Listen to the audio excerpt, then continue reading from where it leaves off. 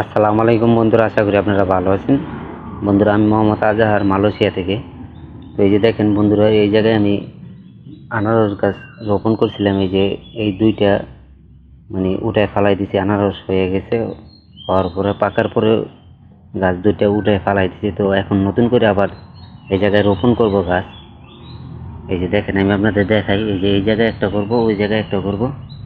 তো এটার জন্য ওই যে দুইটা চারা নিয়ে নিছি, এই দুইটা আনারসের চারা এই দুইটা রোপণ করব। তো এই যে দেখেন, গর্ত করে নিছি। এই যে গর্তটা হচ্ছে 3-4 ইঞ্চি গর্ত করছি। পরবর্তীতে নিচের মাটিগুলা আলগা করে দিচ্ছি, যাতে আপনার নিচের শিকড়গুলো ভালোভাবে নিচে যাইতে পারে। তো তার সাথে এই যে এটা হচ্ছে ঘাস, দুবলা ঘাস, আর হইলো আপনার সবজির খোসা, তারপরে ফলের খোসা সব মিক্স করার নাম, মানে মিক্স করে রেখে দিয়েছিলাম। পরে 1-1.5 মাস রাখার পরে পচে যাওয়ার পরে এরকম হয়েছে। তো এটা একটা সার হিসাবে ব্যবহার করতেছি আমি। এই যে দেখেন, এই যে গর্তের ভিতরে দিয়ে নিতেছি। তো এইগুলা সুন্দর মতো মিক্স করে নিতে হবে ভালো করে।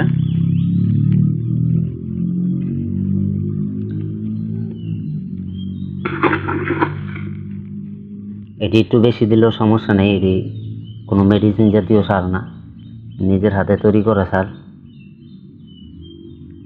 এখন হচ্ছে এই যে দেখেন, এই যে আমি একটা চারা নিয়ে নিলাম। এটা একটা আনারসের চারা। এই যে দেখেন, মোটামুটি বড় হয়ে গেছে। তো এটা এই যে নিচের প্লাস্টিকটা যেটা মধ্যে রোপণ করা হয়েছিল, ওটা খোলা লাগবো। এখন আমি মানে খুললে এরপর আসতেছি। তো দেখেন বন্ধুরা, এই যে খুলছি, এই যে বোতলটা। তো এই যে এটা এখন এই জায়গায় আপনি রোপণ করে দিতে হইব।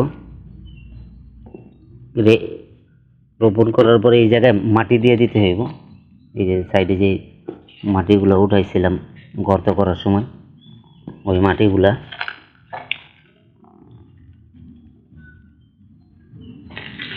সুন্দর করে চারিদিক দিয়ে দিতে হইব।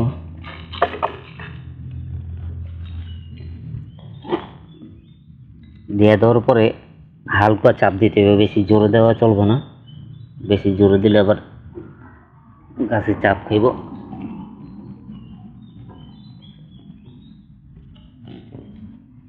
তো দেখেন, এই যে রোপণ করা হয়ে গেছে এই গাছটা। আর এইগুলা কিন্তু আনারস গাছ এত সহজে মরে না। তো এই জায়গায় আরও একটা আছে, এটাও রোপণ করে নিতেছি। বন্ধুরা দেখেন, এই যে রোপণ করা হয়ে গেছে। তো আমি এখন এই দুইটার ভিতরে এই যে একটা বালতির ভিতরে পানি নিয়ে নিছি।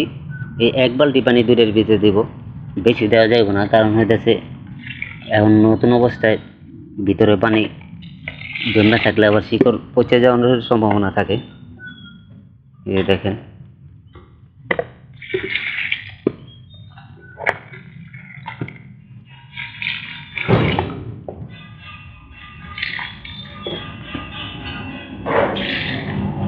তো এই যে দেখেন, ওই জায়গায় কিন্তু আরো গাছ আছে, এই যে আগে রোপণ করা হয়েছিল, ওইগুলো বেশি একটা বড় হয় নাই।